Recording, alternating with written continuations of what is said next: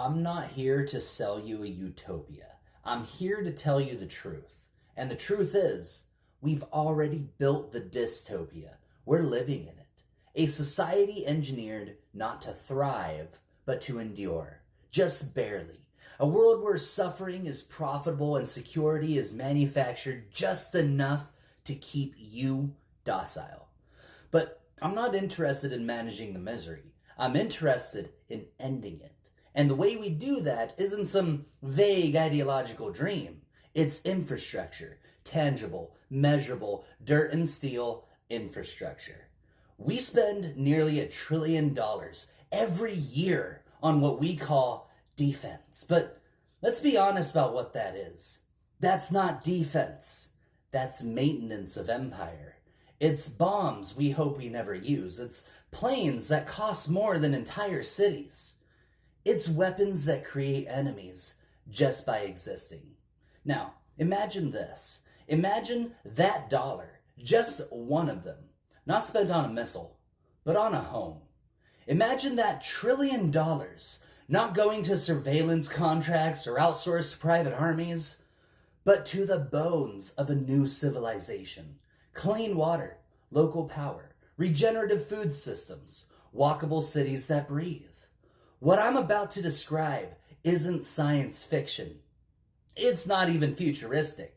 It's possible right now. The only reason it hasn't happened is because it would collapse the hierarchy built on false scarcity. Let's start with the bones. Housing. Earthship-inspired 3D printed homes, passive thermal regulation, rainwater catchment, gray water recycling, solar and wind baked directly into the structure, built in factories assembled by skilled local labor. Not for profit, at cost. A full home, high quality, 2 to 3 bedrooms, between $60,000 and $75,000. When you strip out the real estate speculation, the contractor grift, the bureaucratic delays, we're talking about building millions of homes for a fraction of what we waste each year on flying fortresses and desert outposts. We could end housing insecurity in 10 years entirely. Now, energy. Every region gets its own grid. Solar microgrids, battery banks, water to hydrogen conversion systems where appropriate. No more single points of failure. No more begging a monopoly to keep your heat on.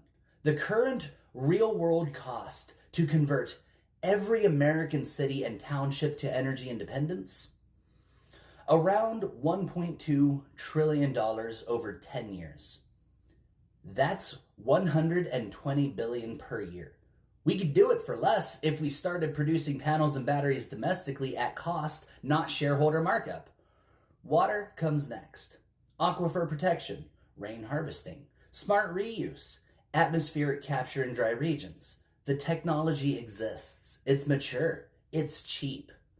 A few $100 billion over the decade ensures no one in this country ever goes thirsty again. Not because they paid, but because they're alive. Food. We embed vertical farming into city cores. We decentralize agriculture. We grow mushrooms in abandoned strip malls, hydroponics on rooftops. We compost locally and distribute regionally. For the cost of a single year of fighter jets, we could feed every person in America nutritionally and sustainably for life. And transit. We kill the car dependency. We build light rail, electric buses, pedestrian highways, elevated cycle lanes, intercity trains, real ones, not the fake kind that stall out in committees while consultants cash in. Every city becomes walkable. Every rural town becomes connected. We spend nearly $3 trillion a year on transportation in this country, and most of it goes to making car companies richer. Reallocate just a portion, and we build an entirely new transit skeleton. Now, communication. We lay fiber, not leased bandwidth, not throttled monopoly nonsense, real, public, high-speed fiber to every house, every cabin, every reservation, every trailer park. 100 billion gets it done. No excuses. Add it up. Housing, water, power, food, transit, communication. 9 to 10 trillion over 10 years. That's it. That's the cost of ending the engineered misery we call normal. That's the price of upgrading civilization. And it's not even a cost, it's an investment. Every dollar we spend on Livingry, we get back in health, in stability, in freedom, in time. That's not utopian. That's math. Buckminster Fuller said it best. Either war is obsolete or man is. He wasn't just talking about nukes. He was talking about economics, philosophy, design. He said we could either continue spending to kill or we could spend to live. And we've chosen wrong for a century. Weaponry to Livingry isn't just a slogan. It's the civilizational fork in the road. It's not about de-arming.